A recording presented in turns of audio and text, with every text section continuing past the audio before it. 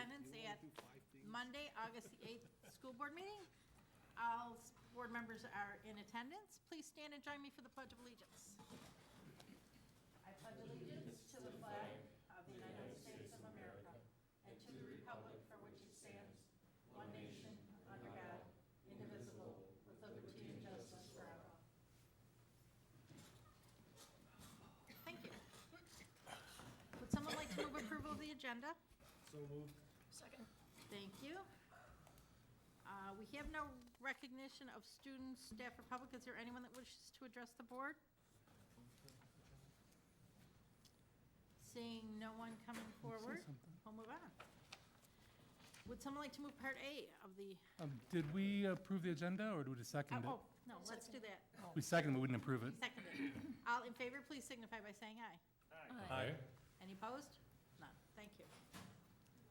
All right. Someone like to move Part A? So moved.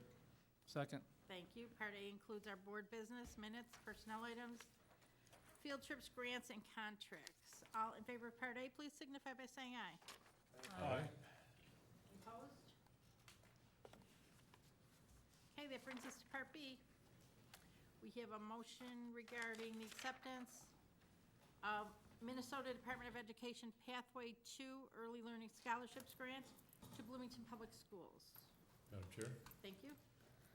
be resolved, the School Board of Independent School District 271 accepts a $235,822 Pathway 2 Early Learning Scholarship Grant from the Minnesota Department of Education. Pathway 2 scholarship allocation is for school year 2016-2017. Is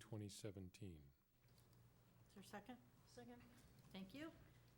Tamara Seave, the Executive Director of Community Services, is here to talk about that. Good evening, Madam Chair, Superintendent, and members of the board. As Dick Bergstrom summarized, the scholarships are for this upcoming school year for Bloomington Public School students, and it's for our 3 and 4-year-old preschool program for at-risk families to provide services and programming for them. At this time, administration recommends approval. And are there any questions that I can answer? Thank you. Go ahead, Director Bennett. Will these funds cover the tuition of all of our at-risk 3 and 4-year-olds? No. Do you have any idea how much money, what's the difference? Ballpark, maybe? I don't know that I could summarize that information for you right now off the top of my head, but I could get that information for you. This funding is for 38. We are to serve 38 students specifically. So this funding is for 38 students specifically? How many are we going to be serving? Between the two cities, it's close to 600 some students a year that we So serve. this is a drop in the bucket, pretty much?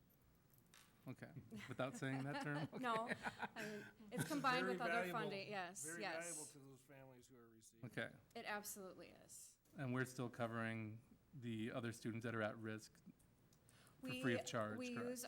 we do have a sliding fee Okay. scale to try and accommodate as much as we can, absolutely, so that we are bringing in families, our at-risk families, and trying to serve them best way possible, absolutely. Okay, thank you. Anyone else? Hearing no further discussion, all in favor of this resolution, please signify by saying aye. Aye. Anyone opposed? Thank you. Next, we'll have a acceptance of the Pathway 2 Early Learning Scholarships Grant from the Minnesota Department of Education to ISD 271 on behalf of Independent School District 280. Someone like to read that? Go ahead, Jim. Madam Chair, be it resolved that the School Board of Independent School District 271 accepts a $337,884 Pathway 2 Early Learning Scholarship Grant from the Minnesota Department of Education awarded to Independent School District 280. The Pathway 2 scholarship allocation is for the school year 2017. Second. Thank you. Go ahead, Tamara. Just to differentiate, this funding was granted for Richfield sites and Richfield students. So because we work together and have a partnership, we are the fiscal agent. So it's us accepting the money, and then, we're budgeting for the Richfield preschool sites, again, serving 3 and 4-year-old at-risk families. So Is this money specifically only for Richfield residents, whereas the other one specifically only for Bloomington residents, or is it? Correct. Okay, So when it has come to school readiness, we are very specifically targeting our money. okay. Just a quick one, I'll have a follow-up to Tom's earlier question. Do we know how many students this one's going to serve? I think this was a total of 48 students, if I remember correctly, the grant. Okay, just so the folks that are watching know that $337,000 will cover 48 students, so that's, sounds like a lot of money, but it's certainly well worth the Well, it's investment. for teachers and the support staff and the clerical staff and the busing, transportation. All of those things go into providing services for all of our students and especially our at-risk students. Yeah, certainly well worth that investment. Absolutely. Director Bennett. So this is new money, or have we gotten these grants previously, or is this the first time they've been offered, or? For Bloomington, this is not new money. We have been participating in this grant for the last 3 years. Okay, For Richfield, this is new money. okay. That's good. Hearing no further discussion, please signify by saying aye, your approval of this resolution. Aye. Okay, Any opposed? No, we haven't had a meeting for a while. All right, next we will discuss the Choice Alternative High School, the formerly Under 21 program. You're going to give us an update? Yes, thank Thank you, you. Madam Chair. I'm not sure if everyone knows the history of the Under 21 Alternative High School program, so just to go back a little bit. When I first came to Bloomington, Metro South Adult Basic Education was known as SHAPE, South Hennepin Adult Programs and Education. And SHAPE had developed over many, many years and had different services under its umbrella. And over time, the Under 21 program developed alongside of their adult diploma program. And so just by default, because it was students under 21, that was what it was eventually called and continued and so that became the name. We moved then to Metro South Adult Basic Education, and the Under 21 program remained under that umbrella of services, so it became Metro South Under 21 program. As Gary Crescent came on board and other changes were happening, we gave Gary Crescent the Under 21 program as part of his responsibilities, going along with Career and College Academy, but bringing those services together and developing pathways for our students, and really personalized plans. So we decided this was clearly a great time to rebrand and have the name actually reflect the mission of the program. It is about choice, it is about opportunity, it is about second chances, and trying to provide all kinds of individualized plans to help students graduate and make plans for the future. And we also wanted it to be clearly identified, it is a Bloomington Public School program, and that was not clear under the Metro South umbrella. So that was all of the reasons behind the change, and we're very excited about the rebranding and to continue the quality program that has been there. Thank you. Anybody have any questions? Just curious, because it is an alternative high school, and I'm not sure who might have answers. Do we have any students at Kennedy or Jefferson that are 20, 18, 19, 20 years old? I don't know that That I are can still in answer high that. school per se, that are just have gone out, come back, gone out, come back? Or do they usually opt out and go to the alternative high school? I can't speak for sure for all, but really the understanding is that if students are 18 and not graduating, that they are referred to our program to continue. There may be exceptions to that when you think about our ELL learners. Yeah. Sometimes because they're in a different program and have different needs. And then our special ed programs, they are at our site as well in BTC, so they're referred to another program site. Okay, good, thank you. Anyone else? Just real quick, since we're sort of rebranding it, are we still planning on serving the same students, or are we expanding the cohort to some students that maybe are over 21? Or is there We are something legally where we can't do that? Right, we are going to continue to serve the same students, probably about 75% of our students come from Jefferson and Kennedy. So we still want that as a quality program for our students in Bloomington, and then we do have some outside residents. One way we will be working to expand is working with the county with our case coordinator. I think the last school board meeting in June, I came and talked about that position that is being funded by Hennepin County. And so we will be working with the case manager to onboard county-involved youth into our programming services. It is an alternative school combined with some of the career and college readiness opportunities that could be available on our campus. We cannot include adults. It's a different funding stream then it becomes adult basic ed. And we do have an adult basic ed diploma program. So the teachers do work together. There's a lot of collaboration, and sometimes we share students and move them around in classrooms, again, trying to individualize and meet all of our learners' needs. Madam Chair? Yes. Yes, just a follow-up on the students that, let's say they start the program when they're 20, they turn 21, they're an adult. Does our adult basic ed, you kind of touched on that. Will they be able to finish what they started? There's always a way that they can finish, whether it's under choice alternative high school umbrella or the Metro South Adult Basic Ed. Okay, We always have a way to get to the end. Sometimes we have to get creative, but the teachers are flexible, and like I said, sometimes you have students in the classroom from different programs with one teacher, but they're all working on their individualized plan. And then, is it appropriate for me to assume that 20-year-old that starts the choice alternative, he or she knows going into it that, hey, even though you're gonna turn 21, we got you, we can find a way for you to finish? Absolutely, yeah. Great, It's part of the advising process when they enter the program. great, thank you. Any other questions? Hearing none, thank you, All Tammy. right, thank you.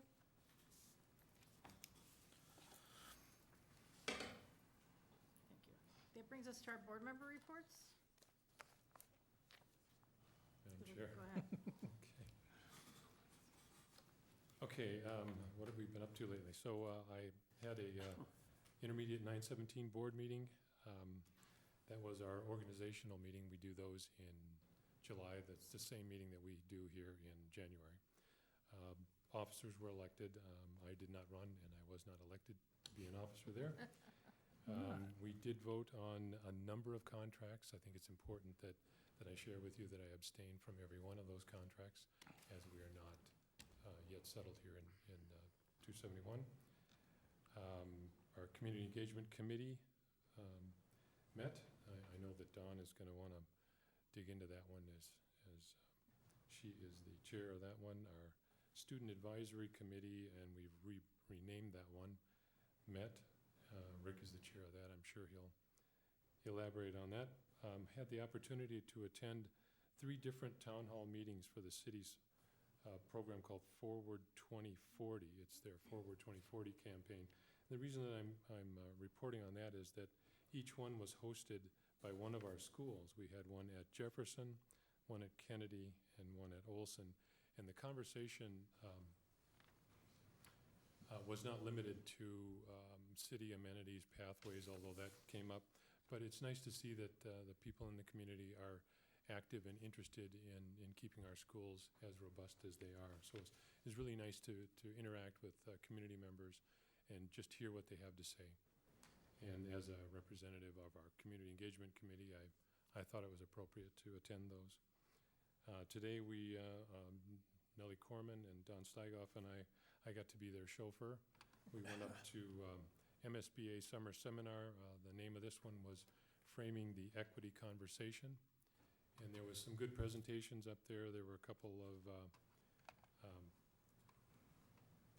powerful speakers. The very first speaker, I'll just quickly name, the young man's name was Bukata Hayes. He's the Executive Director of Greater Mankato Diversity Council, and gave a very powerful presentation, at least I thought it was, to open the day. And then we had breakouts in the afternoon, and that's part of our school board professional development. Also, this will be my start of, I'm looking forward to the start of the school year, and each and every year, if people are following the reports that I give, It's important to sort of shift our minds from summer, we kind of go to the beach, we go to the cabin, we do whatever we do. But when we get back to school, we cannot forget our buses. We cannot forget the stop arms. We cannot forget the kiddos that are getting on and off those buses. That stop arm, when it's out, should be considered the same as a red light. So it's red and you don't go anywhere until it's retracted.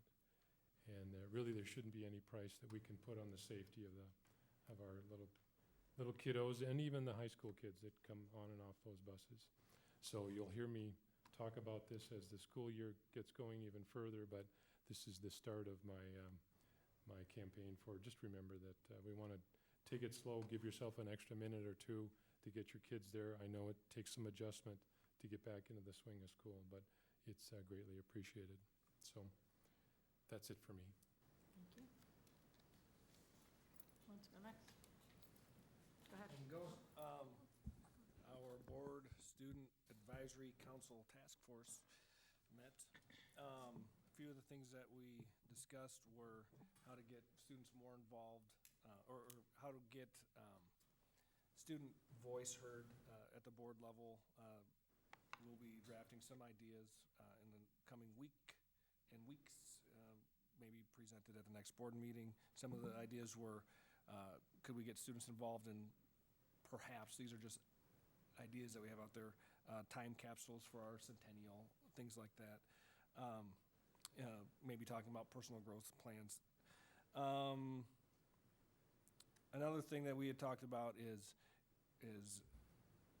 how do we get more student involvement at those meetings?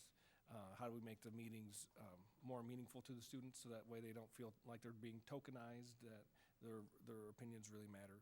So hopefully at the next board meeting in 2 weeks, we'll have some more concrete plans that we can share with the rest of the board. Thank you. Go ahead, yeah.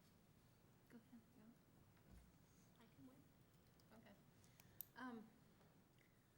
All right, as Director Bergstrom mentioned, the engagement committee did meet, and we had asked Andy Kubas to come and give us an update at that meeting on some concerns that had been brought by a parent group to the board, and he had since met with them and updated us on what was happening there.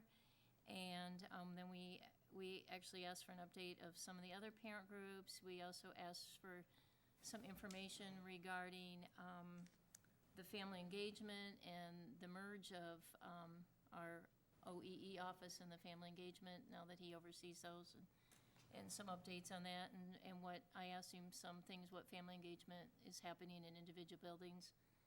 And then we also talked about our upcoming centennial celebration and started looking at the timeline for the plans of things that are going to be happening for that throughout the year, ending with the big event in May of the anniversary of when the one-room schools voted to consolidate to a school district. That will be our 100 years this May that Bloomington has been a school district. And then I also had a chance to go with some district staff over to the Historical Society to start pulling some pictures and some information about that. One of the things that I found, and I saw it again today, actually, which was kind of coincidental at the MSBA training, one of the things that was really interesting is that when they passed the law for school in Minnesota, it says that way back in the 1800s, they served students from 4 years old to 21. And who knew that we served 4-year-olds back then also? So I thought that was really interesting that I saw at the Historical Society, and today at the MSBA training was on their overhead too. Director Bergstrom talked about the great speakers at the training. I also thought several of them very good. One of the things I found very interesting, though, is I attended the school referendum caught in the presidential election crosshairs breakout session. That was quite interesting, hearing information on how this election coming up is so unusual that their data that they have coming in is showing very different things in Minnesota than what we may be seeing before an election, so it was just very great information to get. Also, one of the other things, they did a update on the legislative thing that I thought was interesting. This was from the MSB legislative team, and said that the legislative session, last session ended, and now I haven't checked this, but this is what they put in their handout today, that said there were 20 new school district and board requirements and 18 new required reports that they managed to pass for us in the last session. So I thought that was just wonderful, that we got so much done, but we had time to get that passed for all of us. So that concludes my report. Thank you.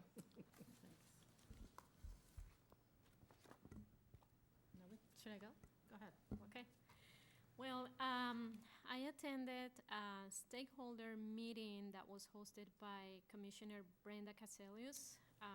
This was a meeting that, with the purpose of talking about the Every Student Success Act, the new mandate that is replacing the No Child Left Behind mandate.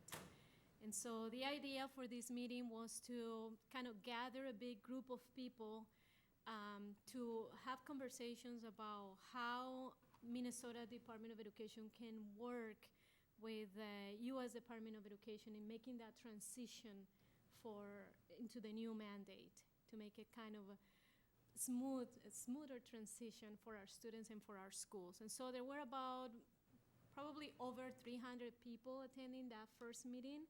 And so there were parents, there were teachers, social workers, members of the community in general. There were legislators there, school board members. Were a number of people there that we were all able to provide some feedback, and we were able to have very good conversations around, how we can better help our students and our schools make that transition. So that was very interesting, and I would encourage you to go to the MDE webpage to look for more information, because there is going to be a series of meetings that are going to be taking place in the next month, and you might be interested in attending those. So that's one thing. The other thing is, of course, I attended this summer seminar today, Framing the Equity Conversation, and that was a very interesting seminar that we attended today.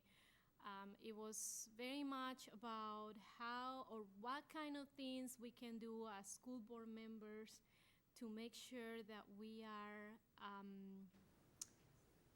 always thinking, in all the decisions that we make, that we're always thinking about all of our students. So it was very much about equal opportunities for all. There was good conversation too around those type of conversations that sometimes we don't have at the table, right? In kind of considering that our population has changed, drastically has changed in the last 20 years, how we can have conversations about equal opportunities and also about race at the table and be brave about it. So it was very interesting to hear this coming from MSBA, which is not very usual. So I really think it was good. The other thing, just as Don mentioned now, this report that we got today, that 20 new school district and board requirements and 18 new reports. So it's like we keep getting all those things, and I have said this before, but just a constant reminder, let's keep an eye on this. Let's keep listening and hearing and paying attention to what's going on at the legislature, because we keep getting all those mandates and we don't get money, and we're in the same situation all over again. Where are we going to get this money from, and how are we going to implement this? And, more things, go do more, not enough money. And so I really appreciate the great work that our Bloomington legislatures do, because I know they're always there for our students. They're always advocating for our students, for our schools, for our teachers. Yes. But definitely there were other people that were not really much into it. So we ended up with a lot of little grants here and there, and then, just do this very tied to what they're telling us to do and not what we actually need for our students and for our communities. So let's just keep paying attention to that and advocating so that those kind of things don't continue to happen. We need everybody to advocate. Anybody else? Hearing none. I just want to say, as board chair, this evening we had a closed session before our meeting, and it was a discussion of the superintendent's contract. So let's just start to report on that, and then turn it over to you. Okay, thank you. Last month, the Education Foundation of Bloomington held a golf tournament, very successful, and the beneficiaries of that tournament will be, the proceeds of that tournament will be our students. That's good news to report. Heritage Days is on September 17th. Alice Segrin, who is a former Bloomington representative, Bloomington School Board member, and former MDE commissioner, will be the Grand Marshal. Tomorrow, I'll be attending the Minnesota Department of Education Superintendent Conference. Dr. Heisted will be joining me for one of the sessions. We've heard that the commissioner will be making an announcement related to Every Child Succeed Act and No Child Left Behind Act. And it may impact a few districts, so we're gonna hear what she has to say about that, and I'll report what she shares. And finally, Dr. Heisted has been, for the past 2 years, pursuing access to the statewide longitudinal educational data system, microdata, which is also known as SLEDS. I'm happy to report that the Oversight Committee for that SLEDS database has granted approval. We're just waiting for a signature from the Minnesota Department of Education so we can proceed. That concludes my report. Thank you. Is there any other business to come before the board this evening? Hearing none, this meeting is adjourned.